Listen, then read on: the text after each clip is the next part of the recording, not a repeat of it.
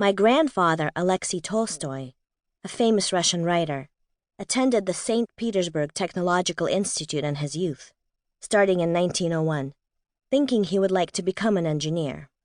But he never became one. He described to my father how difficult it was for him studying there. Here's his professor by the blackboard, addressing the students. Let's picture a cigar-like object, and that's it. My young grandpa is in a trance. He's picturing something cigar-like. He sees a cigar. You need to clip the end of it before you can smoke it. Golden cutters carefully trim away the dry brown leaves.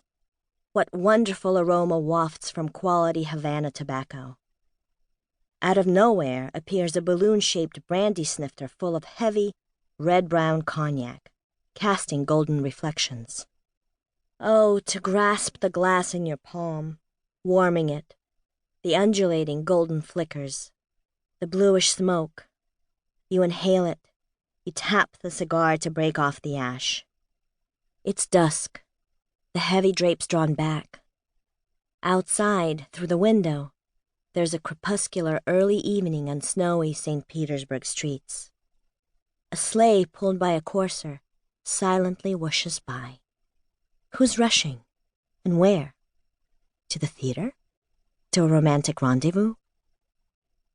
Suddenly, reality interrupts this waking dream. Chairs thunder. The professor erases the blackboard, wiping away formulas interesting and useful to any engineer. See you next time, gentlemen. Grandfather never finished his studies at the Institute. He committed himself wholly to literature, becoming famous for, among other things, his historical novels. Writers who knew him personally described his imagination in the later years as clairvoyant. He was able to improvise, creating on the fly the most complicated dialogues, keeping them psychologically astute and peppering them with convincing historical specifics. He saw the past in great detail. Every button on a jacket, every wrinkle in a dress. This ability to daydream was passed on to me, although not to the same extent. I didn't start out a writer, and had no plans of becoming one. Although I happily swam in imaginary expanses, I had no words to describe them.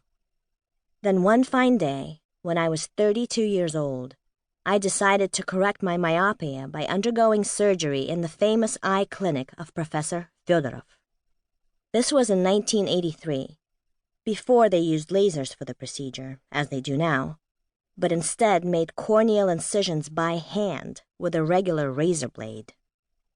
The incisions took 3 long months to heal. All this time, while the eyes recuperated, you could see things only poorly, approximately, through tears that constantly streamed like rain on the window pane. And after it was over, one day you'd literally wake up with perfect vision. 2020.